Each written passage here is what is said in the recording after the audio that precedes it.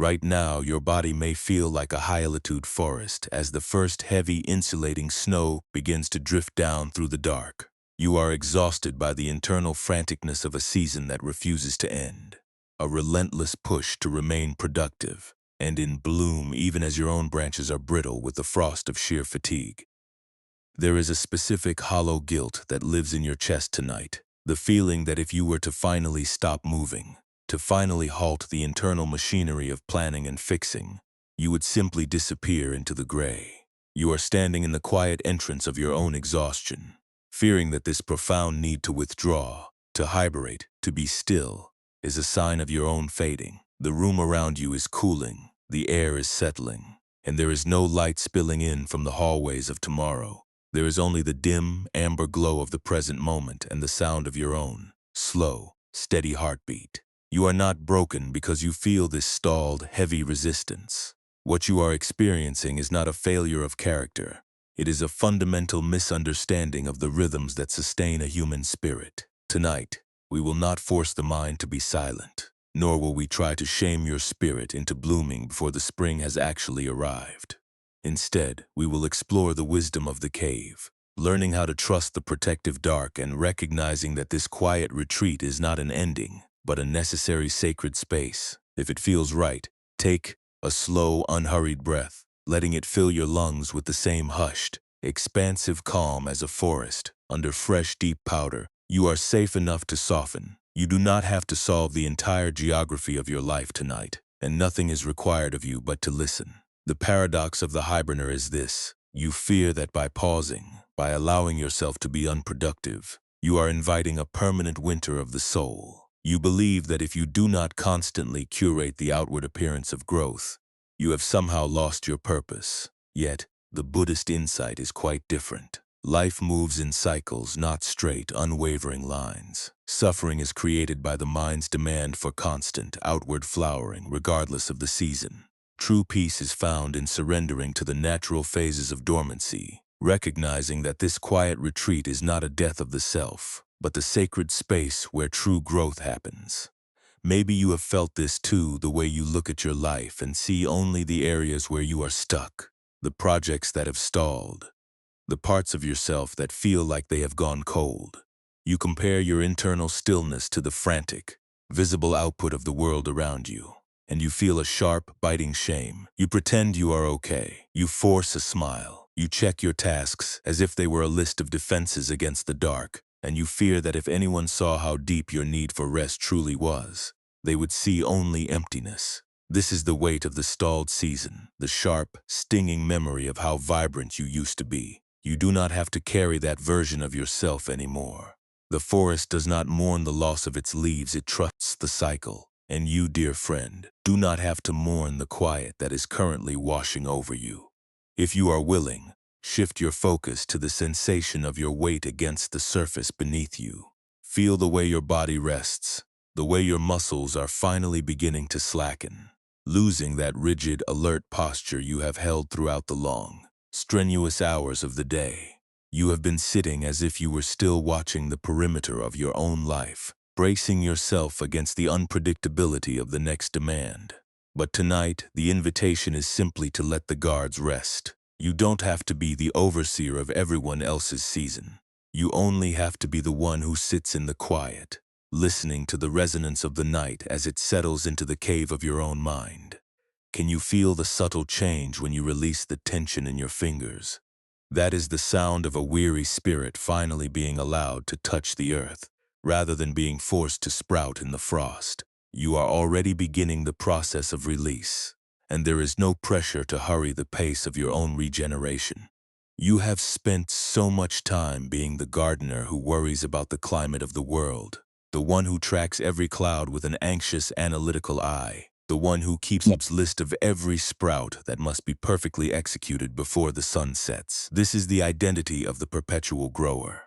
But beneath the anxiety of the growth, there is a person who simply wants to be still, to feel the relief of not having to justify the structure of their life, to hear the way the shadows look on the cave walls, to feel the stillness of the dark without immediately needing it to be a bridge to something else. That person is still here. They are the one who is currently listening, the one who is weary of the striving, the one who is brave enough to sit in the cold and admit that even the tallest trees stop growing in the winter. There is a profound, ancient mercy in realizing that you cannot control the temperature of your own life's season. The winter will have its biting, howling passages, its deep, dark pockets of isolation, and its stretches of absolute, unvarnished mystery. Trying to force yourself to be vibrant, productive, or blooming in the middle of a spiritual frost does not change the season, it only drains the life from your roots. When you feel that familiar itch to start auditing your own progress, or the compulsion to mentally sort through all the ways you could have been further along by now, pause for a moment. Do not judge the habit. It came from a place of wanting to be safe. It was, in its own way, a form of devotion to your own life's path, but it has outlived its usefulness. Tonight we will learn how to walk through the cool, echoing cavern of your own awareness. We will see the concerns you have been clutching, the heavy, cold stones of your past efforts, the jagged, unfinished designs of your future expectations, and we will decide, one by one, which ones are ready to be left at the entrance. You are allowed to be empty-handed. You are allowed to be unburdened by the requirements of a season that was never your responsibility to change. As you lie here, allow yourself to drift into a state where your only responsibility is to notice the rhythm of your breath. If a thought comes, let it come. If a regret surfaces, let it be seen as a bit of frost on the cave wall, dissolving in the warmth of your own presence. You are the dweller, and the winter is far larger, far more patient, and far more powerful than any amount of striving you have ever attempted. You are safe enough to let the striving go. You are safe enough to feel the surprising, almost frightening, lightness of a soul that no longer has to carry the load of constant outward production. The world will not crumble if you stop trying to bloom today. It will simply wait for you to gather the energy you need for the spring. You will be here in the morning, and you will meet the day with a heart that is no longer aching from the effort of the frost. For now, there is only the settling air, the dark, and the permission to stop managing the geography of your own timeline. The cave is preparing, the world is slowing, and the peace of the hiberner who finally trusts the cycle is beginning to touch your brow. Stay with this sensation, letting your fingers uncurl, feeling the space of the room expand, and know that you are finally beginning to see that the winter was never your enemy. It was just the necessary quiet. And you are the one who is finally learning how to rest upon the solid, unchanging earth of your own presence. In a high, wind-battered forest bordering a jagged mountain pass, there lived a tracker named Elian. Elian spent his seasons observing the migration of creatures and the subtle shifting of the land, but his true obsession was the preservation of his own energy. He was terrified of the cold that would inevitably arrive, convinced that if he did not constantly prepare, if he did not endlessly gather branches, dry berries, and reinforce the walls of his hollowed-out tree dwelling, he would succumb to the winter. His hands were always moving, his eyes always scanning the horizon for signs of scarcity. He lived in a state of perpetual, low-grade panic, believing that to stop working was to invite death. He felt that his value lay solely in his ability to survive the frost through sheer, relentless output. One afternoon, as the first sharp bite of frost coated the needles of the pine trees, Elian was frantically trying to weave a massive mat of raw, tangled wool to cover the entrance of his cave.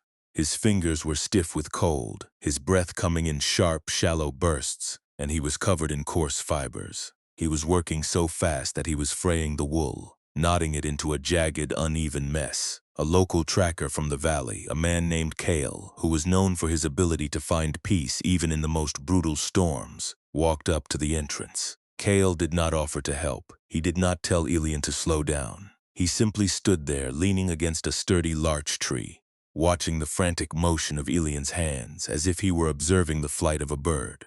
Elian, frustrated by the silence and the judgment he imagined he saw in Kale's eyes, snapped, "Don't just stand there. Kale, the frost is coming. If I don't finish this barrier, the cold will seep into my bones before the moon rises. There is no time for stillness." Kale reached into his leather satchel and pulled out a single smooth, dark river stone. It was heavy, perfectly rounded, and deeply cold. He walked over to the heap of unspun wool and placed the stone directly into the center of the tangle Elian was trying to force into shape. Kale then turned and sat down on the needles at the mouth of the cave, closing his eyes, his breathing slowing until it was barely audible.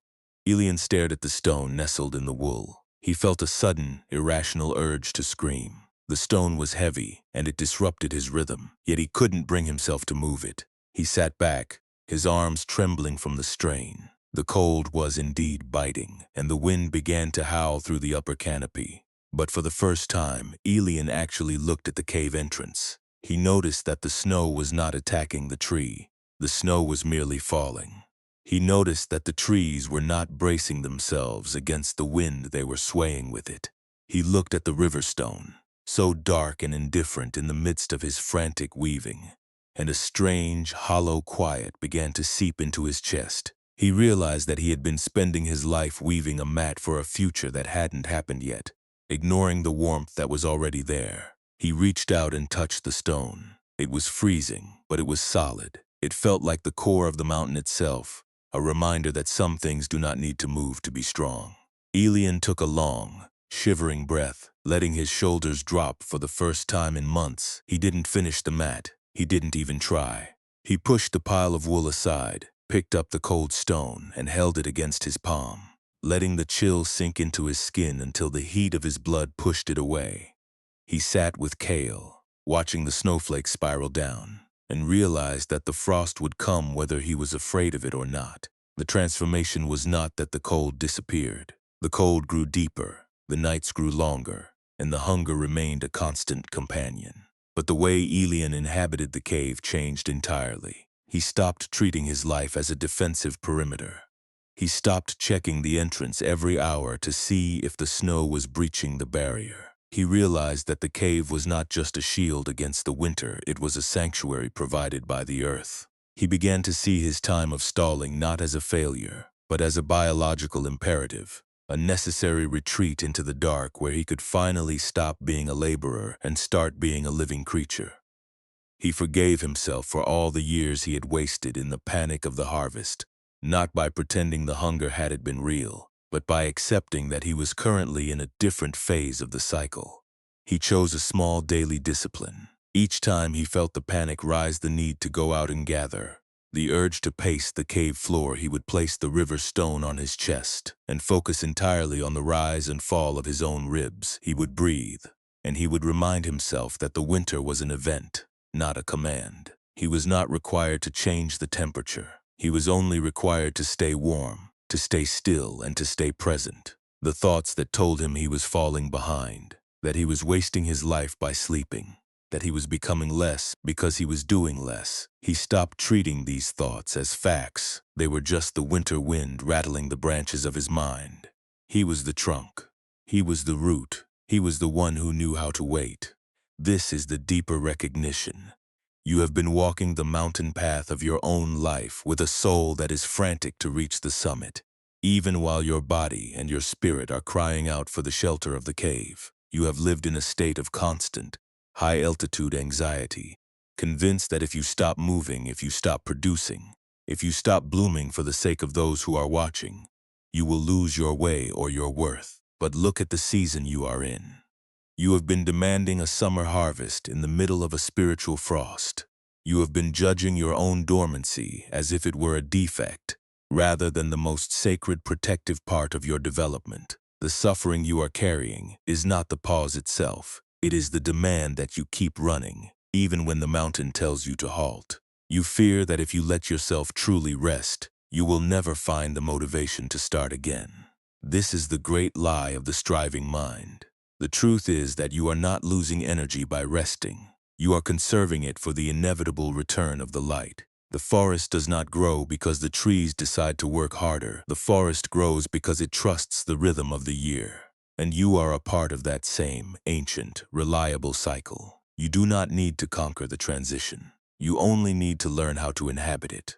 As you lie here, listen to the muffled, heavy silence of the night. Feel how the air moves around you, independent of your need for it to be different. Let the memory of that tangled wool, that frantic, knotted labor you have been engaged in. Be a reminder of your own capacity to step back when the mountain calls for stillness. You don't have to be productive to be a human being. You don't have to be a hunter to be worthy.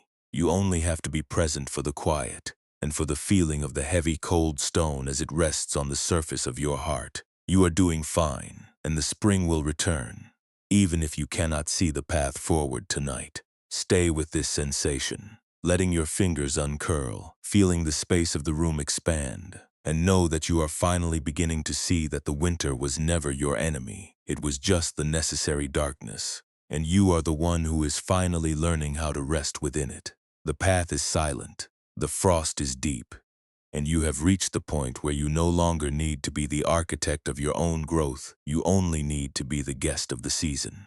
There is a deep, ancient quiet waiting for you, and it is found in the simple, unhurried act of breathing and of allowing the tasks you have been trying to weave into your very identity to finally slip from your hands, weightless and forgotten in the dark. Everything is being held by the cycle of the earth, and tonight you can simply watch, you can simply listen, and you can simply be. The tracker's frantic weaving in the face of the encroaching frost was not a failure of character, nor was it a judgment on the immense care he brought to his survival. We often view the dormant phases of our own lives, the moments when our drive falters, the times when our creative output seems to dry up, or the instances where a transition leaves us feeling unproductive and still as a personal deficit that must be corrected with more striving, more labor, and more iron-willed self-discipline. We bring our tools to the center of our own existence, convinced that if we only build a stronger barrier, if we only work harder to fend off the silence, we could finally force the season to change or keep the winter at bay. But the suffering in this story was not birthed by the arrival of the cold it was born from. The tracker's desperate refusal to accept that the mountain required a different way of relating to the cycle. He was trying to construct a reality that could exist outside of the Earth's natural, rhythmic dormancy, and in his exhaustion, he lost the ability to feel the protection of the cave. When we look at this with the gentle eyes of Buddhist wisdom, we see that the true burden is rarely the reality of the season itself. It is the way our minds curate and magnify our resistance, creating a landscape of impossible standards that we are forced to inhabit. You know this weight. It is the hollow fatigue of looking at your own life and mourning the growth you didn't force, or the milestones you didn't reach, as if clinging to a version of your existence that was always vibrantly blooming could somehow stop the world from turning. You are not protecting your value by holding on to these heavy, coarse bundles of unspun wool. You are merely ensuring that you remain too drained to actually feel the safety of the earth beneath your own feet. Consider the nature of the first and second pains, an understanding that helps us stop turning our existence into a marathon of unnecessary friction. The first pain is the winter itself, the actual, unpredictable shift in your energy, your circumstances, or your capacity. It is the sudden drop in your enthusiasm, the confusing lull in your professional or personal momentum, the moments where you are asked to navigate a reality that feels too quiet or too still to be trusted. These are the natural rhythms of being human, the inevitable turning of our own internal weather. We cannot command the frost to retreat, and we cannot demand that our productivity remain static in a life defined by its own cycles. This is the first pain, and it becomes profoundly easier to bear when it is left to be exactly what it is. The second pain, the one that leaves your hands raw and your heart brittle, is the layer of judgment, analysis, and self-reproach that the mind adds to the first. It is the internal voice that says, I should be further along by now, or if I am not constantly producing or improving, then I am failing to be worthwhile, or I must force myself to bloom even in the frost. This is the second wound, and it is a self-inflicted injury. It is not the stillness of the cave that exhausts you. It is the intensity you insist on maintaining, because you are afraid to stand in a place that is not filled with your own striving. You have been adding a second layer of struggle to every pause, turning a natural part of the human experience into a crisis of identity. The beauty of this teaching is not that it asks you to abandon your history or stop caring about the direction of your life. It asks you to stop turning your existence into a harvest project that must be shielded from the truth of the cycle. We confuse effort with survival because it feels like something we can actually influence, when the reality of our modern transitions feels threatening. Too slow, too dark, too uncertain, our hands reach out to grasp anything that can be measured or shaped. We compare our unseen inner regeneration to the static images of how we think successful living should look. We criticize our own need to withdraw, and we audit our pasts to find the specific moment where we lost our way. These are all attempts to find solid ground on a floor that is currently being reshaped by the season. But the more you try to solidify your identity through the rigidity of your demands, the more you become like the tracker, stiff, focused only on the scarcity, and unable to feel the simple harmonic grace of the earth as it protects you in the dark. True peace is not the absence of dormancy, it is a profound change in your relationship with it. It is the capacity to sit in the cave when the world demands you be out in the storm, and feel the restlessness of your own mind, without deciding that you must immediately reverse it or lament it as a personal failure. It is the ability to look at the fallow periods of your past, the times you withdrew, the moments you had to stop striving, the versions of you that had to go quiet, and recognize that they were merely the turning of a story that is still being written. You are practicing the wisdom of the hiberner. You are moving away from the identity of the laborer who must force the bloom to be permanent, and into the identity of the traveler who is finally, tentatively, willing to see the darkness as a nursery rather than a void. This does not happen through an act of force. You cannot simply command your heart to stop longing for a sense of unbroken momentum. The transition begins the moment you stop treating every internal anxiety as a command to be obeyed. When a thought of "I am becoming irrelevant" arises, do not mistake it for a weather report that requires your immediate action. It is just a thought, a flicker, a movement of the mind's static. When a feeling of being stalled creeps in, do not mistake it for a final judgment on your potential. It is just an emotion, passing like a ghost of fog across the entrance of the cave. By witnessing these things without clinging to them, you are already setting down the wool. You are already making room for the air to circulate around the cool, solid stone of your own being. You have spent so much energy trying to justify your worth through your ability to harvest, to maintain, and to display. You have equated the tension in your fingers with the depth of your devotion to your own survival. But this is a misunderstanding of what it means to be alive. Your worth was never determined by the size of the storehouse you could fill. Your strength was never measured by your ability to keep the frost from settling. You are allowed to be a person who steps back, a person who rests, a person who listens, and a person who watches the shadows move across the cave wall without needing to account for every millisecond of your production. This is the radical, quiet freedom that the tracker was pointing toward when he finally set aside the heavy material that was meant to force a barrier against the mountain. The exhaustion you feel tonight is not a symptom of your incompetence. It is a sign that you have finally reached the limit of what can be carried, while ignoring the mountain's natural pace. That exhaustion is actually a gift. It is the body's way of saying enough. We cannot live like this anymore. It is the spirit itself telling you that you are ready for a different way of participating. You do not have to know how to inhabit the solitude of your own growth. You do not have to have a plan for how you will emerge when the sun returns. You only have to sit with the stillness you have been resisting, and, for just a few moments, feel how much you have been restricting your own breath. This is the work of a lifetime. Yet it is practiced entirely in the span of a single conscious moment. It is found in the pause between the urge to weave and the decision to let the wool be. It is found in the moment you realize that the panic you feel is not the truth of your situation. You are not losing your future. You are finding your footing. You are reclaiming your peace from the clutter of the harvest. As you lie here in the dark, let yourself feel the vastness of the forest. Notice how the space around you is not filled with tasks, not filled with threats, and not filled with the need to finish. It is just space. It is just quiet. And you are the one who is here, breathing within it. There is nothing left to solve right now. The tracker has gone into the shelter.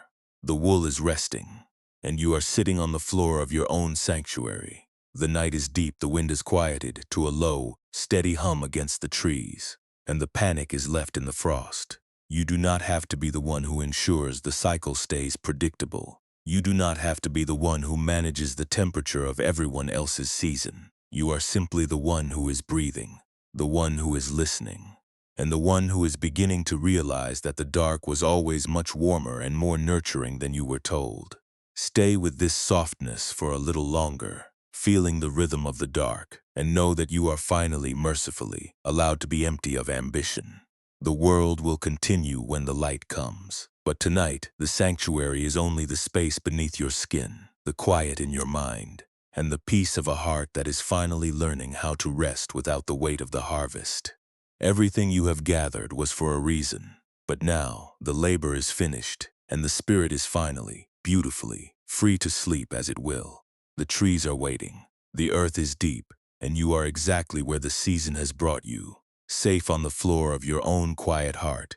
If it feels right, allow your shoulders to drop a fraction of an inch lower, settling deeper into the quiet weight of the mattress underneath you.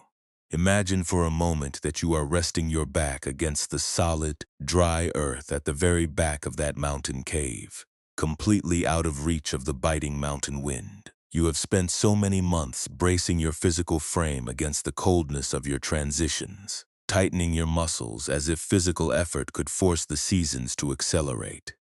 Tonight, see what happens when you let the ground carry you completely, allowing your body to be governed by the slow, restorative gravity of winter rather than the restless demands of your thoughts. Let the clenching in your face dissolve. Let your stomach soften completely, inviting your breath to come and go without any need to measure its length, its depth, or its efficiency. You are not responsible for defending the forest. You are merely a living creature resting within its shelter. When the mind begins its familiar, restless work, the frantic mental weaving of a plan, the constant counting of the days you feel you have wasted, or the rehearsal of a tomorrow you cannot yet see, try not to treat this activity as a failure. Instead, look at that anxious thought as Elian looked at that heavy, dark river stone nestled in the raw wool. It is cold, it is heavy, and it feels completely solid. You have carried this specific worry because you believe that if you set it down, you would freeze or you would be left behind by the world. But notice what happens if you simply look at the stone without wrapping your fingers around it. If it feels right, visualize yourself placing that heavy, dark concern down onto the earth floor of the cave. You are not abandoning your life. You are simply giving your hands permission to be completely empty, completely still, and completely at peace in the dark. If you find that your mind immediately reaches out to claw the worry back, that is perfectly natural. The habit of the harvester is deep. It has been your primary shield against uncertainty for a very long time. Simply notice that the reaching is happening. There is no need to punish yourself or to force an immediate state of absolute emptiness. Just name the pattern softly to yourself. There is the fear of being still. There is no requirement for this fear to be a directive you must follow. It is just an internal vibration, a leftover echo from a season of intense labor. By simply naming it, you create a small, vital pocket of space between the old habit and your current breath. In that small space, there is enough room to remain inside the cave, enough room to let the storm howl outside, and enough room to realize that your life is being preserved even while you are doing absolutely nothing. Perhaps you might try this. With every slow, unhurried exhale, imagine that you are releasing the fine, scratchy wool fibers of your own anxiety. You have been covered in the dust of your own frantic preparations, the exhausting debris of trying to weave a perfect safety net out of your own thoughts. With each breath out, let that texture melt away into the cold air. You are becoming lighter, not because the winter has suddenly ended, but because you have stopped treating your rest as a debt you must pay off with productivity. You are becoming a person who can inhabit a pause without turning it into a crime against your own potential. You are becoming someone who understands that the dark is not a vault that traps you, but a shell that protects you. In a moment, this practice will show us something even quieter. There is no need to force a dramatic feeling of release or a sudden burst of emotional healing. If your thoughts continue to spiral around the things you haven't finished, that is just the cold wind rattling the dry leaves outside the entrance. Even noticing the rattling is a form of deep, grounded mindfulness. It means you are no longer the wind, you are the solid rock of the cave itself. If you feel a sudden tightness in your chest, a familiar spike of guilt for not moving forward, treat that feeling exactly like a single snowflake drifting into the cave mouth. You can watch it float. You can acknowledge its coldness as it enters your awareness. But you do not have to chase it into the storm. You can stay exactly where you are, warm, heavy, and completely protected, while the snow melts into nothingness on its own. You might notice a subtle shift in the temperature of your own mind, a dawning realization that the burden of constant growth was an impossible standard you built to escape your own vulnerability. This does not mean you have stopped caring about your future. It means your care has finally become wise enough to include your own survival. A growth that demands you deny your own exhaustion is not true. Life, it is a form of exhaustion pretending to be ambition. When you leave the stone on the floor, you are not losing your drive. You are allowing your roots to sink beneath the frost line, where they can remain alive. You are learning that the most compassionate thing you can do for your life is to allow it to be dark when it is winter, rather than demanding it mimic the brightness of a summer that is already gone. Even admitting that you feel completely stalled is a moment of profound transformation. The mind hates to admit to a pause, because it equates stillness with stagnation. But the earth knows that the forest cannot survive without the frost. Let your fatigue occupy the bed fully. Let it be the gentle indicator that your outward labor has reached its natural, seasonal boundary. You have done enough striving for this cycle. The paths you were trying to clear will still be there when the sun climbs higher. But you are not the path. You are the dweller who is learning to trust the shelter, the one who watches the snow accumulate without needing to shovel it away tonight. If it feels right, let your hands rest gently by your sides, palms facing upward, completely open to the dark. This is the posture of the hiberner, the physical expression of a spirit that has stopped wrestling with the climate. You do not need to fix any boundary tonight. You do not need to accelerate any transition. Everything else is being managed by the deep, cyclical intelligence of the world itself. You are being carried by the very same law that tells the sap to drop into the roots of the trees, and you are safe enough to surrender to that movement. There is nothing to prove to the silence. There is no plan you must complete before you are allowed to close your eyes. You can return to this heavy, comforting stillness whenever the world outside becomes too loud. Even if you wake in the early hours and feel the old, frantic urge to start weaving your defenses again, you can choose to simply listen to the silence of the room. You can choose to feel the safe, deep density of your own body against the mattress and remember the dark river stone resting on the earth.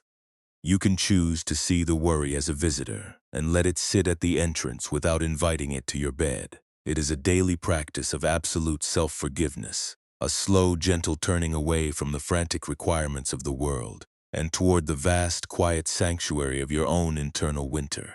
You are becoming a protector of your own peace, the kind of guardian who knows that a seed cannot grow if it is constantly dug up to check its progress. This is the wisdom that was always waiting for you. Here in the deep space between your inhale and your exhale, where you are finally, beautifully, learning how to exist without needing to bloom at all. Stay in this release for a few moments longer, feeling the heavy, comforting blanket of the night, knowing that you are safe to rest, and that the dark is far more capable of nurturing your tomorrow than your anxious thoughts could ever be. You are resting, you are softening, and you are exactly where the season has brought you, safe in the cave of your own quiet heart. In a hollowed-out cavern halfway up a sheer wind-scored cliff, there lived a man named Kale. Kale had spent his entire adult life acting as the unofficial guardian of a precarious, ancient path that wound around the cliff face, a path that many travelers used to bypass the long, dangerous climb over the summit. He was obsessed with the stability of this route. He spent his days hauling shale and gravel to fill every rut, stacking flat stones to support the edge where the earth crumbled, and obsessively monitoring the safety of every person who passed by. He believed that if he could just ensure that no one ever stumbled on his watch, He would finally be able to silence the echoing memory of the time he failed to save his own younger brother from a fall on this very same cliff. He lived in a state of hypervigilance, his ears always strained for the sound of a loose rock or a fearful gasp. He was the ultimate fixer, the man who believed that if he could only build a perfect enough buffer between the world and tragedy, he would be safe from the haunting weight of his own sorrow. One late autumn, when the first frosts made the stone slippery, a hermit who lived in a deep, sheltered crevice at the widest, most dangerous part of the gorge, a place where the gap was nearly impossible to jump, came to visit Kale's workspace. This hermit, a woman of few words whose skin was as weathered as the cliff itself, watched Kale for 3 days. She watched him run to catch a traveler who was not even in danger. She watched him weep when a single pebble fell into the abyss. On the 4th day, as the wind began to howl, warning of a storm, Kale was frantically trying to shore up a section of the path that was clearly meant to be unstable. He was bruised, bleeding, and trembling with the sheer effort of trying to defy the erosion of the mountain. The hermit walked up to him, her movements steady despite the gale. She did not look at the path. She sat down on a jagged, exposed outcropping right at the narrowest point of the passage, where the abyss dropped away into a silent, swirling gray mist. She reached into her woven tunic and pulled out a small, intricately carved wooden bell. It was not a bell meant to ring. It had no clapper, no sound. It was simply a smooth, hollow piece of carved cedar. She placed it in the center of the path, right where Kale was about to lay his next heavy stone. Kale stopped, his hands shaking, his frustration peaking. "Move. You'll get swept away," he shouted over the wind. "This is the most critical juncture. If this piece gives way, the whole section is compromised." The hermit didn't move. She simply gestured to the wooden bell, then pointed to the swirling mist below. She asked him, "Kale, if this wood could speak, would it tell you to build a wall, or would it tell you to jump?" Kale stared at the bell, his breath coming in ragged, desperate gasps. He looked at the vast, uncaring expanse of the gorge. Then down at his own broken, dirt-stained hands, he realized with a sudden, freezing clarity that he was not protecting the travelers. He was using the travelers to keep himself from having to look into the abyss. He was using the labor of maintenance to keep his own grief occupied, so it wouldn't have the space to speak. The emotional challenge wasn't the path. It was his inability to accept that his brother was gone, and that all the gravel in the world could not bridge the space between the living and the dead. For a long moment, the wind died down, and the silence was absolute. Kale felt his hands lose their grip on the heavy stone he had been clutching. He let it fall. It didn't strike the path, it tumbled over the edge, disappearing into the gray, soundless void. He didn't chase it. He didn't gasp. He simply stood there, his arms hanging limp at his sides. He looked at the hermit, and for the first time in his life, he didn't try to explain his actions. He didn't try to justify his vigilance. He walked over to the wooden bell, picked it up, and placed it gently in the hermit's open palm. It was a compassionate, quiet surrender and acknowledgement that he was not the mountain's owner, and he was not the gorge's savior. He wasn't magically healed. The grief still sat behind his eyes, sharp and clear, but he had stopped trying to pave over it. He chose one small, profound act of discipline. He turned his back on the path and walked to the hermit's own sheltered crevice. Where the wind could not reach, he sat down. He didn't check the path for the rest of the day. He didn't worry about who might be tripping. He sat with the uncertainty, with the terrifying, empty feeling of having no stone in his hands and no duty to fulfill. He felt the fear rise like a tide, the fear that if he wasn't doing, he wasn't existing, and instead of acting on it, he breathed. He noticed the fear, recognized it as the old habit of the brother's ghost, and let it pass. He realized that the thoughts telling him he was failing were just events, not truths. He was a man sitting in a cave. That was the only reality, and for the first time, it was enough. The transformation was subtle. Kale remained the guardian of the cliff, but he changed. He stopped filling every rut. He stopped trying to make the path a floor. He left the dangerous sections dangerous. And if he saw someone struggling, he wouldn't run to carry them. He would simply stand nearby, steady and present, offering a hand if it was asked for, but trusting them to find their own balance. He learned to sit with the distance between himself and the abyss, recognizing that the abyss was a part of the mountain, Just as his grief was a part of his own heart, he didn't stop missing his brother, but he stopped trying to build a bridge to him out of rock and mortar. He found that by standing on his own ground, he was actually more capable of helping those who were scared, because he was no longer acting out of his own unhealed terror. This is the deeper transformation understanding that your attempts to fix everything are often just ways to stay distracted from your own vulnerability. You are like Kale, walking the cliff edge, believing that the safety of others is the only thing standing between you and your own unraveling. But the canyon is vast, and your hands are only human. You are allowed to stop filling every gap. You are allowed to stop trying to pave over the grief, the regret, or the uncertainty that comes with being alive. The next time you find yourself gripped by the panic that says you must intervene, you must save, you must fix, pause, feel that urgency. Notice how it vibrates in your shoulders and tightens your throat. Take a single deep breath and ask yourself if you are acting out of true care or out of the fear that you won't be okay if you aren't in control. You do not have to be the architect of everyone's ease. You do not have to ensure that every path is level and every journey is without stumble. You only have to be present, grounded, and kind to your own heart as it experiences the world. You are not defined by how much you can manage. You are defined by how much you can allow. Tonight, as you drift towards sleep, let the image of the wooden bell in the wind-scored gorge be the final image of your struggle. The chisel is buried, the path is as it is, and the gorge is indifferent to your labor. You are finally resting in the truth that you never had to be the mountain's owner. You only had to be the one who knows how to witness the cliff without needing to change it. There is a great, deep peace in realizing that your life does not need to be a constant effort of shoring up it. Only needs to be a steady, honest presence in the midst of whatever is currently shifting. Feel the weight of your body finally sinking into the earth, the way the night air moves across your skin, and know that you are finally, mercifully, allowed to be empty of expectation, full of rest, and perfectly, simply here. The path is silent, the wind is at rest, and you are home. The ache of dissonance, the sense that you are failing to maintain the harmony of your life, or that you are falling behind in the composition because the tempo feels inconsistent, is not a sign that your song is falling apart, but a sign that your old way of understanding your own resonance has finally exhausted its utility. You have lived in the echo of this perceived fragmentation, feeling the pressure to remain as vibrant and flawless as you were in the height of your most effortless hours. As if the value of a musician could only be measured by the absolute stability of the notes. You have mistaken the natural shifting of the acoustics for a decline in your own creative essence. Yet, consider how much of your internal suffering is actually the friction of this resistance.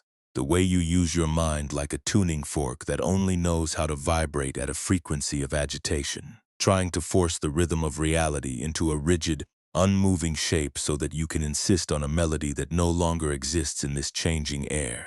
This emotional mechanism, this constant rehearsal of the future and mourning of the past is the engine of your unrest. When life brings a challenge, when your focus fragments, or when a goal you once pursued is no longer yours to claim, this is the first pain. It is the raw, unadorned experience of being alive in a world that is always in transition. It is the shifting of the acoustics, the unpredictability of the resonance, the inevitable unevenness of a human life. This first pain is not something you are meant to defeat. It is simply part of the landscape.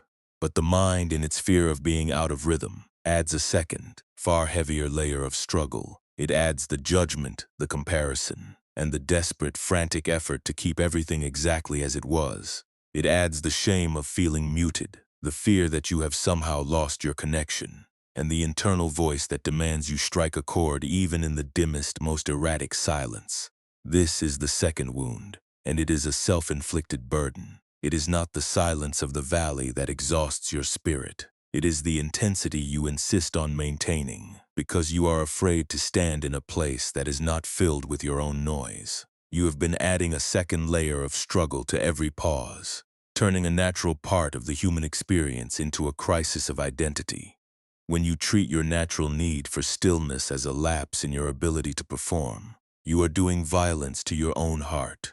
You are using the tempo of your past successes to measure the depth of your present worth. And because the rhythm of your memory no longer matches the terrain of your current reality, you conclude that you are failing, but you are not failing. You are simply in a season that requires a different kind of wisdom, the wisdom of the rest, the wisdom of deep, quiet, untraceable harmony, the wisdom of letting the vibration go so that the soul can finally breathe. Buddhist wisdom suggests that the suffering here is not in the shifting or the unfinished nature of your days, it is in the identity you have built around the finished melody. You have made the illusion of a perfect, static concerto your home, and now that the acoustics are moving, you feel like you are being evicted. But your identity is not the music. Your identity is the musician who remains constant through the sharp clarity of the morning and the deep, hollow resonance of the evening. The musician who remains when the instrument is still and the stage is empty. Peace is not found in the absence of this transition.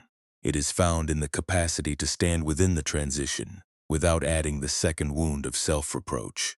It is the ability to feel the melancholy of the fading note without deciding that the musician has lost his way. Think of how much of your energy is spent trying to reconcile your inner world with a version of yourself that exists only in your own rearview mirror. You want to be at ease, but only on the condition that your clarity, your rhythm, and your output remain at the peak of their consistent intensity. But the Buddhist perspective invites you to reverse this. It invites you to find your center in the reality that is already here, with all its cooling shadows, its inconsistent tempo, and its emerging stillness. This does not mean you abandon your responsibilities or stop contributing to the world. It means you stop turning your life into a performance of who you used to be. When you feel that familiar pull to judge yourself for the way your focus is moving, pause. Breathe into that tightness in your chest. Notice the reflex. Acknowledge that it comes from a place of wanting to be significant. And then, for a single moment, choose not to follow the thought. Do not fight the judgment. Do not try to silence it by force. Just hold it in your awareness, like a sound that is drifting away into the high rafters of the pavilion. See it for what it is, a protective habit, a piece of old, rusted gear you no longer need to carry. You might find that when you stop feeding the second pain, the first pain, the simple fact of the changing resonance becomes much easier to inhabit. The reality of your life's complexity still exists, but it loses its sharp, stinging edge when it is no longer being amplified by your own self-judgment. You stop turning your life into a survey of all the ways you are not enough. You start living it as an experience to be felt, to be resonated with, and to be eventually surrendered. It is a slow, quiet work to dismantle the habit of defining your worth by your ability to manage the sound. It does not happen in an instant, and it is not something you achieve once and for all. It is a practice you return to, over and over. Whenever you notice yourself reaching for the tuning fork of your own criticism, you will reach for it. That is the nature of a mind that has been taught to fear the quiet. But each time you notice, each time you feel the phantom weight of that silver in your hand and choose to leave it on the floor, you are growing in a different kind of strength. You are growing in the strength of understanding.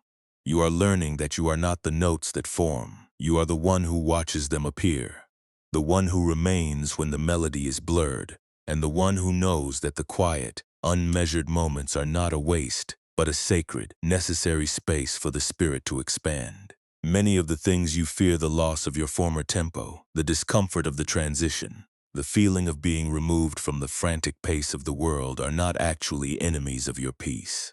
They are simply parts of the human experience. When you stop fighting them, you stop being exhausted by them. You may find that your mind is still busy, that thoughts still arise about how you should be playing, and that your heart still feels the weight of the change. But you are no longer adding the extra burden of should. You are no longer holding yourself hostage to the idea that you must be someone other than who you are in this very unfolding moment. Rest in this recognition. Let it settle into the very marrow of your bones. You have been carrying the weight of an entire symphony on your shoulders, believing that if you ever let go, your purpose would wither away. But the musician does not lose his purpose when he sets the instrument down. He enters a new, deeper intimacy with the hall, The pavilion is not your enemy, and the movement of the air is not your failure. It is just the way the world breathes, and you, standing in the pavilion, are the witness who allows it all to be. You do not need to solve this. You do not need to understand it completely tonight. You only need to be the one who sits in the quiet and watches the harmony shift as the second wound finally begins to heal from the simple, honest act of being met with kindness. The night is deepening, and the echoes of your past concerts are fading into the vast open expanse of the sky, leaving you in a stillness that is finally, mercifully your own. You have played long enough, and the floor is cool, and the flute is left in the shadow, and for now that is enough. This wisdom is not meant to remain locked within the quiet of a mountain crevice. It is crafted for the moments when your life feels the most cluttered with the debris of expectations. The times when you feel the heavy, abrasive scrape of your own internal demand to be constantly growing. Consider the common, quiet struggles of a modern day, the way you might find yourself checking your device for the 10th time, waiting for a digital notification that you believe will finally validate your progress or settle the restless tide of your insecurity. That impulse to reach for external reassurance is just like the tracker pacing the perimeter of his cave, checking the entrance for shifts in the frost that only exist in his own anxious imagination. It is a reflex born of the fear that if you are not constantly tending to the signals, you will somehow cease to be relevant, or you will be forgotten in the rush of the turning world. In that moment, you do not have to put the device down to practice the lesson. You only have to notice the tightening in your hand, the way your grip has become sharp and demanding. You only have to recognize that your desire for confirmation is not the same thing as the truth of your own steady, unchanging heart. You can breathe, acknowledge the ache of the waiting, and choose to let the air pass through your awareness without needing to force a specific outcome. Think of those long, restless nights when your mind begins to replay a mistake you made weeks or even years ago. You are lying in the dark, your body tired, but your thoughts are busy reenacting the same scene, trying to find a better way to have handled the cold. You are convinced that if you just analyze the interaction one more time, if you just find the perfect word you should have spoken, you will finally achieve the quiet you crave. But harmony does not come from the perfection of the past. It comes from the willingness to admit that the snow has already fallen. When you find yourself in this loop, you are essentially standing before the entrance of the cave, trying to recall a winter that has already been absorbed by the earth. Instead of fighting the memory, try to feel the physical sensation of the shame or the regret. Do not make it a story about who you are. Just make it a sensation in your body, a warmth, a heaviness, a tightness. By observing the physical feeling rather than the intellectual story, you are already stepping away from the walls that echo back the pain. You are letting the frost remain on the branches, and in doing so, you are allowing yourself to finally rest in the dark. It is also for those times when you are sitting in a room full of people, perhaps participating, while feeling an immense heavy weight inside that no one else can see. You are afraid that if you stop performing, if you stop keeping your internal state in full, vibrant bloom to maintain your image, others will see the signs of your dormancy and judge you for it. But this, too, is a form of control. It is the belief that your inner peace is a public responsibility.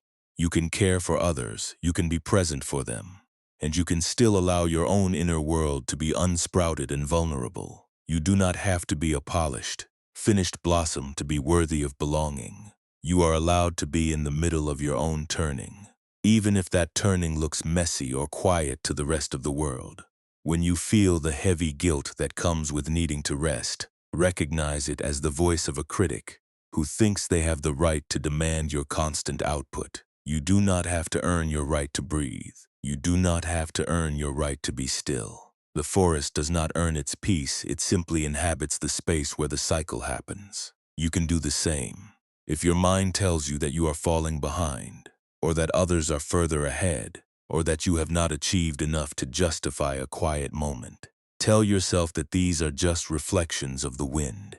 They are not laws. They are not instructions for how you must live your life. They are just frequencies that have bounced off the memories of your past. You can watch them vibrate without feeling obligated to agree with them. Practice this in the small moments of your day. A single breath before you answer an email is a form of profound wisdom. A moment of pause before you react to an unkind word is a way of saying that you are not going to be ruled by your own defensive reflexes. You are not trying to change the world. You are trying to be someone who is no longer at war with the geography of it. You are trying to become a person who can witness the noise of modern life without needing to become the noise yourself. You can care deeply about the people in your life without gripping them so tightly that you bruise the harmony. And you can honor the work you do without demanding that the result define your soul. There will be days when you forget. There will be days when you find yourself deep in the panic, desperately trying to pick up the wool, convinced that if you don't reinforce the path, it will surely fall into the abyss. That is not a sign that you have failed. That is just the habit of the mind. It is a long-standing pattern that has served you in the past, even if it has cost you your peace. Do not judge yourself for being back in the habit.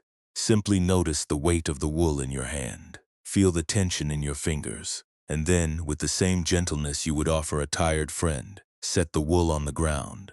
You can always start again. You can always look at the open air. You can always remember that you are the space, not the labor, and that the season that moves through you is the same season that moves through everything else, indifferent to whether your cave is perfectly prepared or whether you are simply beautifully, humanly breathing. Take a breath and feel how your life opens up when you stop demanding that every day be a masterwork of endurance.